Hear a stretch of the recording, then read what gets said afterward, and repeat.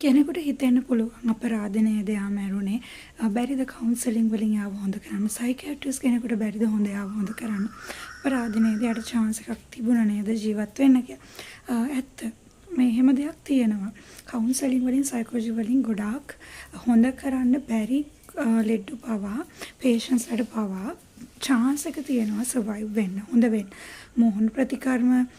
ගොඩක් දේවල් තියෙනවා ටෙක්නික්ස් තියෙනවා හැබැයි මේක මේ countries believe කරන එක දෙයක්. ඉතින් මේක මට හරිද වැරදිද කියනවට වඩා ඔයාලට මේවා facts විදියට කියලා දෙන්න ඔයාලට එක එක්කෙනාට අදහස් දරන්න අයිතියක් තියෙනවා. ඉතින් මේ රටවල් 14ක පිළිගත්ත 14කට වඩා වැඩි ප්‍රමාණයක දැනටමත් සිදුවෙන මේ assisted dying කියන එක.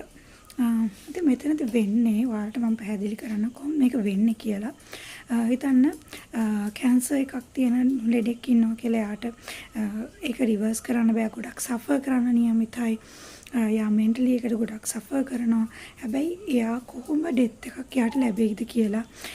ඒක කියන්න බෑ ඉතින් ඒක ඩිග්නිෆයි කරන්න එයාට හොඳ ඩෙත් එකක් ලබා දෙන්න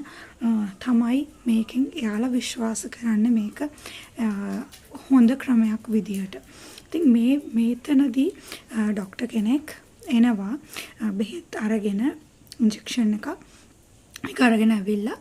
ඔයාට තීරණය කරන්න පුළුවන් ඔයා කොහෙද මැරෙන්නේ කාත් එක්කද මැරෙන්නේ කියන කාරණාව.